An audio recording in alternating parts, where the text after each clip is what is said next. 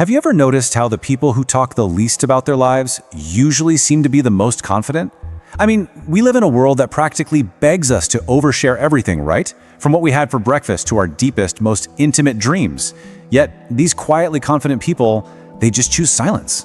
It's a fascinating paradox, and honestly, it goes completely against the grain of our modern culture. Let's get right into this explainer and figure out why. It naturally makes you wonder, doesn't it? Like, are they hiding something? We tend to jump to conclusions, assuming maybe they're just antisocial, or terrified of being judged, or perhaps harboring some dark, hidden secret. But as it turns out, psychology suggests there's a much deeper reason for this silence. And spoiler alert, it has absolutely nothing to do with secrecy. So let's dive into this. Think about the massive contrast between living in the world of exposure versus the choice of silence. On the one hand, you've got this chaotic noise of constant sharing. You know the feeling, living under the heavy weight of outside expectations. But on the other side, choosing silence actually gives you grounded stability. It gives you inner control and honestly, some much-needed mental space. The folks choosing silence aren't just being quiet by accident. They're making a highly intentional decision to protect their peace and keep their focus sharp. And that protected mental space, that is exactly what creates true psychological safety. You see, sharing isn't just neutrally handing out information.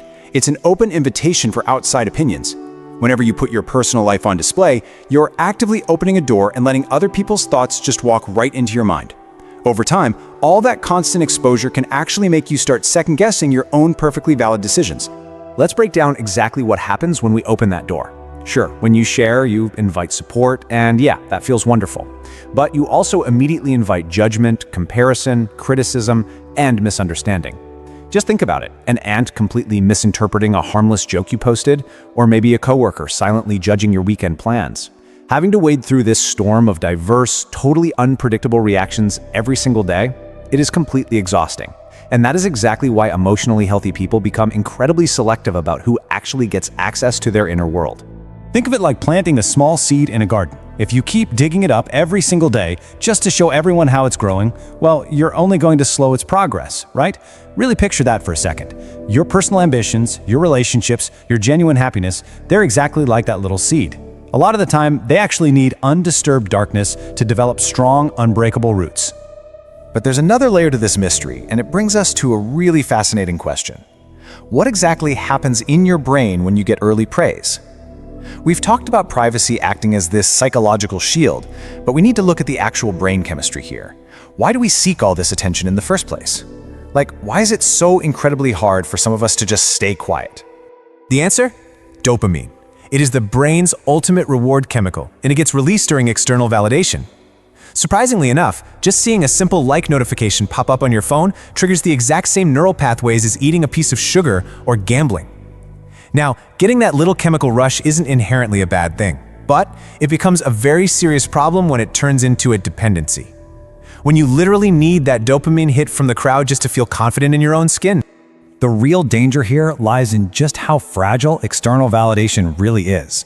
Because it is completely dependent on other people, a single negative comment, or even just a post that gets ignored, can suddenly feel like a massive personal failure. Inner stability, on the other hand, is driven entirely by your own values. That's what keeps you intensely focused. Private people, they build their confidence by asking themselves, hey, does this action actually align with my core values? They do that rather than just sitting around waiting for the unpredictable applause of a crowd. Which leads us to a really fascinating quirk of human nature. The brain actually places greater value on the things it chooses to protect. Think about your most prized possessions for a moment, or your most treasured, intimate memories. I bet they aren't the things you're broadcasting to 1,000 random acquaintances on social media. No, they're the things you guard fiercely. Because when something holds deep, profound significance, our natural instinct is to protect it. Keeping your life private isn't about trying to create some artificial air of mystery. It's genuinely about preserving true significance. Now, I want to challenge a piece of advice you probably hear all the time. We're constantly told to announce our goals to the world, right? To hold ourselves accountable. But here is a massive question for you. Why does simply telling people your plans actually make success far less likely? Psychologists have actually found that talking about your goals way too early can completely destroy your motivation to achieve them. Now, what's really interesting about this is it all comes down to a mental trap called identity reinforcement. This happens when your brain essentially confuses the public recognition of a goal you just announced with the actual accomplishment of that goal. So, when you tell everyone you're going to start a business or maybe write a book, and they all cheer and congratulate you on being an entrepreneur or a future author, your brain prematurely rewards you. It rewards you for just adopting the label, long before you've actually put in the hard work. Here's exactly how this counterintuitive self-sabotage works step by step. First, you announce your grand goal to others. Immediately, you get that early social approval and all those congratulations. In response, your brain releases a massive dopamine boost, which gives you the emotional satisfaction of an achievement you haven't actually earned yet. And then comes the fatal drop. Your motivation to do the actual hard work, it just falls off a cliff. Your identity already soaked up the applause, so the urgency to do the gritty work totally vanishes. This is exactly why highly successful people tend to stay completely quiet. They wait until the results can just speak for themselves. If you don't master this, you end up facing a really hidden, creeping danger. Slowly but surely, your life shifts away from your own values and becomes entirely about other people's reactions. Basically, the more people know about your life, the more their expectations secretly start steering your choices. You might find yourself staying in a bad relationship just because everyone else thinks you make such a cute couple, or picking a specific career path just for the prestige it gets you at dinner parties.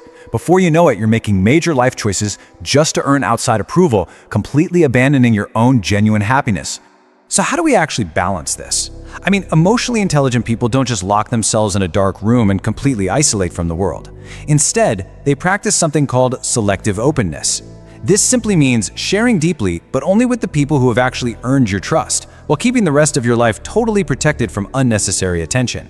It's a highly intentional practice, and it's absolutely crucial for maintaining a healthy, grounded psychological balance. Because the truth is, you do need openness to build deep, meaningful connections. We are social creatures, after all, and we absolutely need that connection to thrive. But on the flip side, you need incredibly strict boundaries to protect your inner peace. Real wisdom isn't about broadcasting your entire life story to literally anyone who will casually listen. It's about intentionally knowing exactly who deserves the privilege of hearing it. So, the absolutely crucial point to take away from this explainer is this: privacy isn't about fear, it's about intention.